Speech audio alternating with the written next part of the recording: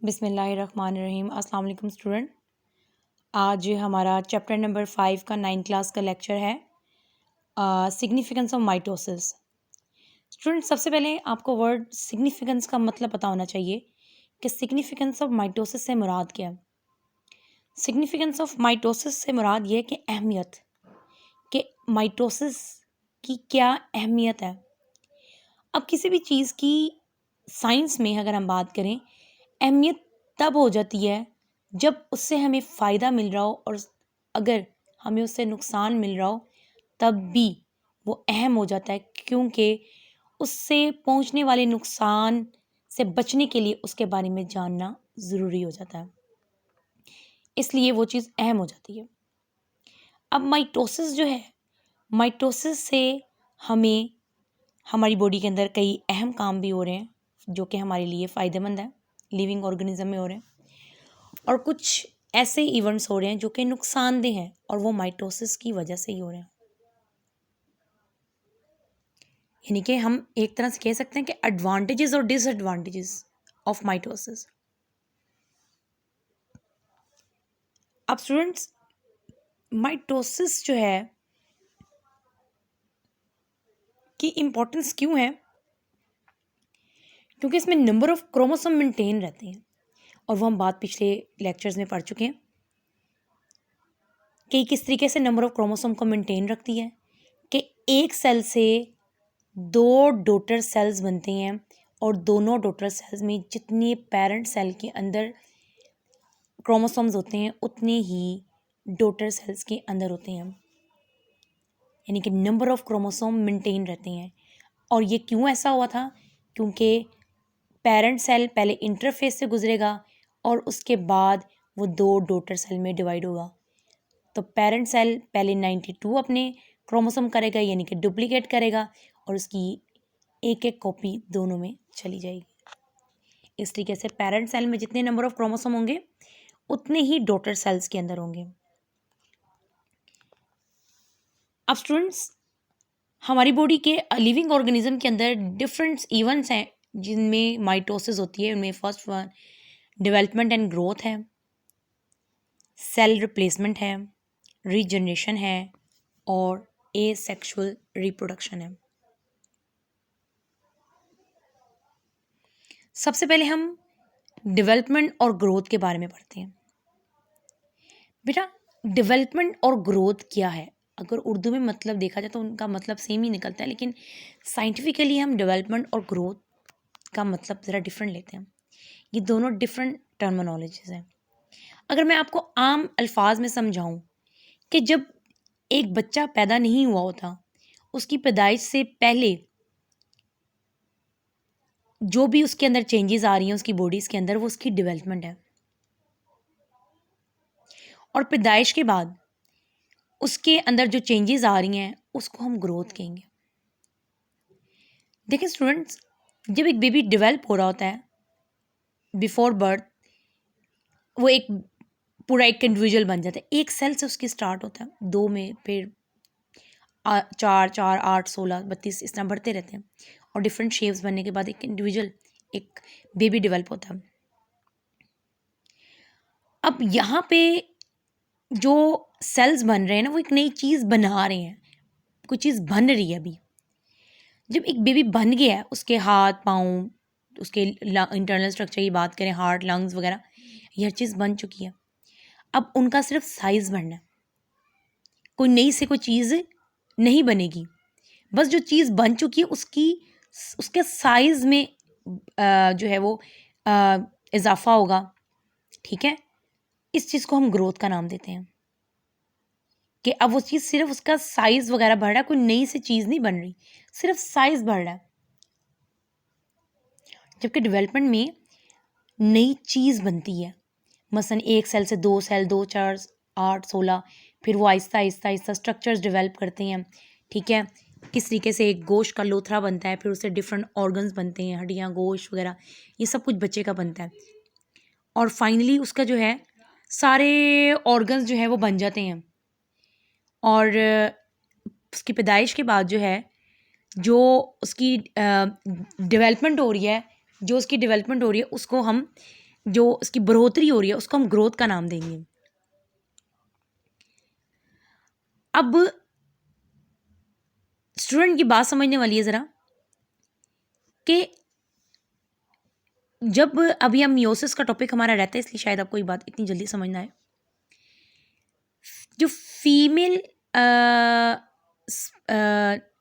Germ cells होते हैं ना, जिन्हें हम एग कहते हैं, उसमें नंबर ऑफ क्रोमोसोम 23 होते हैं, और जो मेल जर्म सेल है उसको हम स्पर्म कहते हैं, उसमें नंबर ऑफ क्रोमोसोम 23 होते हैं। 23 मिलके एक नया सेल बनाते हैं जिसमें नंबर ऑफ क्रोमोसोम 46 होते हैं, जितने इंसानी सेल में होते हैं। इंसानी सेल के अंदर नंबर ऑफ क्रोमोसोम 46 हैं, वो चेंज नहीं होते नॉर्मल डेवलपमेंट में। हाँ, एबनॉर्मल डेवलपमेंट में चेंज हो सकते हैं, वो फिर पढ़ेंगे हम। अभी 46 जो क्रोमोसोम, ये जो 46 क्रोमोसोम जिस सेल के अंदर है, ये जो सेल 2 सेल के मिलने से बना है, इसको हम ज़ाइगोट का नाम देते हैं। अब ये ज़ाइगोट समझ लें बन गया। अब इस ज़ाइगोट में आहिस्ता आहिस्ता इसने 1 से 2, 2 से 4, 4 आहिस्ता आहिस्ता सेल में और मुख्तलिफ ये ऑर्गन्स बनते जाएंगे और एक इंडिविजुअल बन जाएगा।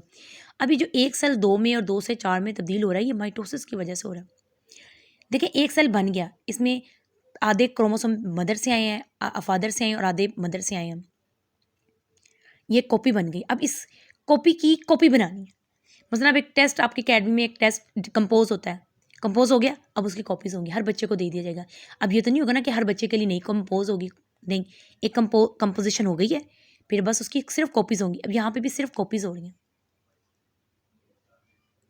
अभी जो कॉपीज़ हो रही हैं ना, ये माइटोसिस के थ्रू हो रही हैं, क्योंकि माइटोसिस नंबर ऑफ क्रोमोसोम को सेम रखता है कि इसमें 46 हैं तो अगले 2 बनेंगे, उसमें भी 46 ही होने चाहिए। तो number of cells within the organism increase by mitosis, and there is a basis of development of a multicellular body from a single cell, that is zygote, and also the basis of the growth of the multicellular। ठीक है, चाहे वो development की बात है, चाहे वो growth की बात है, दोनों ही में माइटोसिस हो रही है। अगर एक बच्चे की हाइट वगैरह बढ़ रही है, ग्रो कर रहा है वो पैदा होने के बाद से आहिस्ता आहिस्ता, तो जो उसकी ग्रोथ हो रही है वो माइटोसिस की वजह से हो रही है। उसकी बॉडी के अंदर सेल्स डिवाइड होते जा रहे हैं, होते जा रहे हैं, और वो उसकी ग्रोथ की वजह बन रहा है। तो चाहे डेवलपमेंट हो चाहे ग्रोथ हो, दोनों के अंदर ही माइटोसिस अहम रोल अदा करेगी। स्टूडेंट, सेकंड जो एडवांटेज है माइटोसिस का, वो है सेल रिप्लेसमेंट। स्टूडेंट्स, हमारी बॉडी के अंदर बेशुमार सेल्स जो हैं वो डेड हो रहे हैं और बेशुमार सेल्स बन रहे हैं। एक एग्जांपल की बात है, जो रेड ब्लड सेल्स हैं उनका जो टाइम पीरियड है, जो लाइफ स्पैन है, यानी कि उनकी जो ज़िंदगी है, वो सिर्फ 4 महीने है, यानी कि 120 डेज। यानी कि 4 महीने के बाद हमारे ब्लड के अंदर नए ब्लड सेल्स ट्रैवल कर रहे होते हैं। अब वो नए सेल बनते कैसे हैं हर 4 महीने के बाद? Through mitosis. ये आपके, अगर हम बात करते हैं सिस्टम्स में, जैसे डाइजेस्टिव सिस्टम है, उसमें काम हो रहा है आपके स्किन वगैरह में, constantly slog of and replace by new one. Slog of mean के झड़ जाना, सेल झड़ जाते हैं, जैसे पुराने नहीं होते, जैसे कीज, जैसे पत्ते झड़ जाते हैं तो उनकी जगह नए पत्ते आते हैं, इसी तरीके से ये सेल भी स्लोग ऑफ हो जाते हैं और उनकी जगह नए सेल्स आते हैं। वो कैसे आते हैं? Through mitosis. And new cells formed by mitosis and so are exact copies of cell being replaced. ठीक है, तो बिल्कुल इसकी एग्जैक्ट कॉपी रिप्लेस हो जाती है। क्यों? क्योंकि हमने वैसी ही हमें कॉपी चाहिए होती है। बेटा, मियोसिस हम जब पढ़ेंगे ना, आपको अंदाज़ा हो जाएगा कि मियोसिस क्यों नहीं हो रही, माइटोसिस ही क्यों हो रही है। Similarly red blood cells have the short life span. Life span होता है ज़िंदगी का दुरानिया, अबाउट 4 मंथ, यानी कि 120 days. And new red blood cells are form by mitosis. Third हमारी इसका एडवांटेज क्या है, इंपॉर्टेंस क्या है? रीजनरेशन। रीजनरेशन होता है कि नई ऑर्गन का बनना या नए पार्ट का बनना।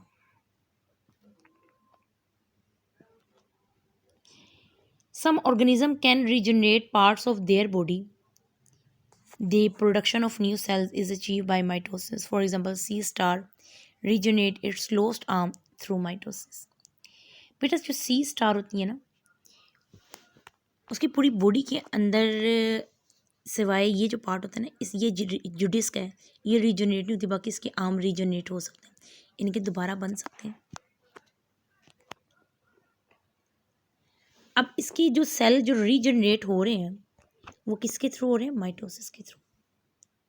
हमारी बॉडी भी आप देखते हैं हड्डियाँ टूट जाती हैं, दोबारा बन जाती हैं, वो रीजनरेट हो रही हैं। आपको ज़ख़म लगता है, ज़ख़म आपकी स्किन उतर जाती है, दोबारा स्किन वहाँ पे बन जाती है, रीजनरेशन है।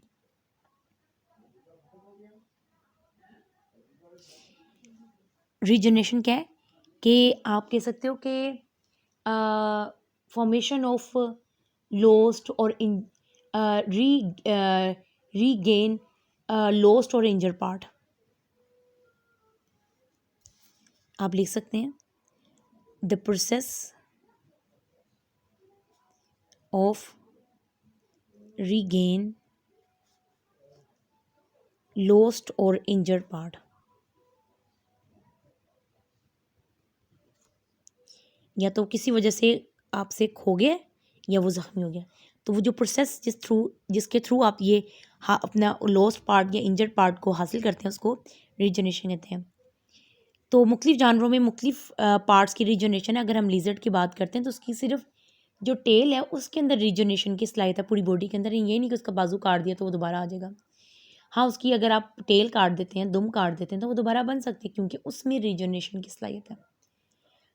ठीक है, आप उसका हेड काटेंगे, हेड में नहीं है। ठीक है, जिस तरह केकड़ा जो है, केकड़े के अगर आप पंजे आगे से जो होते हैं वो अगर आप काट देंगे ना तो वो दोबारा बन सकते हैं, क्योंकि उनमें रीजनरेशन की सलाहियत है। इसी तरह हमारी स्किन के अंदर, इंसानों में बात करते हैं, हमारी स्किन के अंदर, हमारी हड्डियों में रीजनरेशन की सलाहियत है। और वो रीजनरेशन कैसे हो रही है? Through mitosis. Exact copy of cells बन जाते हैं। अब fourth one is asexual reproduction. Asexual reproduction क्या है कि सम ऑर्गेनिज्म, देखें एसेक्सुअल रिप्रोडक्शन होती है कि वो रिप्रोडक्शन जिसमें सिर्फ सिंगल पेरेंट इन्वॉल्व होता है, सिर्फ एक पेरेंट। ठीक है, मेल एंड फीमेल का कोई तफरीक नहीं होती इसके अंदर। ठीक है, some organism produce genetically similar offspring, offspring कहते हैं औलाद को, through asexual reproduction. Mitosis is a mean of asexual reproduction. For example, hydra reproduce asexually by the budding. The cells at the surface of the hydra undergo mitosis and form a mass called bud. ये देखें, आप ये देख सकते हैं hydra. ठीक है, hydra के अंदर जो है, ये हाइड्रा एक माइक्रो ऑर्गेनिज्म है, इसमें ये बर्ड सा बना है, ये बर्ड है, इसका साइज़ बड़ा है। अब ये जो बर्ड इसमें बना है वो माइटोसिस की वजह से बना है।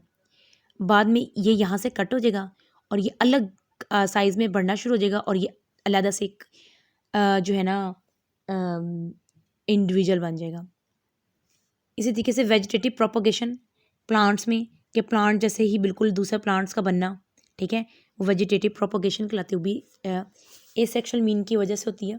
ठीक है, नए पौधे का बनना बगैर किसी male and female sex cells के। ठीक है, उसको हम एसेक्सुअल रिप्रोडक्शन कहते हैं। Mitosis continue in the cell of the bud and grow into new individual. The same division happen during the asexual reproduction, जिसे आप वेजिटेटिव प्रोपोगेशन कहते हैं प्लांट्स। जैसे कि आप देखते हैं कि घर में आप आलू लेके आए होते हैं, आलू भी छोटी छोटी सी बर्ड से बने होते हैं जिन्हें हम आंख कहते हैं आलूओं की। वो अगर आप उन्हें नमी वगैरह में रख देना या बाजू का कुछ इन्वायरमेंट उन्हें इस तरह का मिलता है, उसमें से पौधा निकलना शुरू हो जाता है। या प्याज आप देखते हैं, प्याज में से ग्रीन प्याज निकलना शुरू हो जाती है ऐसे ही। ठीक है, तो आपने वो ग्रो उनके कोई रिप्रोडक्शन वगैरह तो नहीं करवाई ना, सेक्सुअली रिप्रोड्यूस तो नहीं करवाया, खुद ब खुद निकलना शुरू हो गया। तो इस तरह की जो रिप्रोडक्शन होती है ना वो वेजिटेटिव रिप्रोडक्शन कहलाती है, प्रोपोगेशन कहलाती है। और उसमें जो चीज़ इन्वॉल्व होती है वो हम कहते हैं इसे माइटोसिस। के माइटोसिस की वजह से ये ऐसा हो रहा है कि वो नए सेल्स बन रहे हैं और नया पार्ट्स बन रहा है उसका। ठीक है स्टूडेंट्स, इंशाल्लाह नेक्स्ट लेक्चर में हम माइटोसिस के एरर को पढ़ेंगे।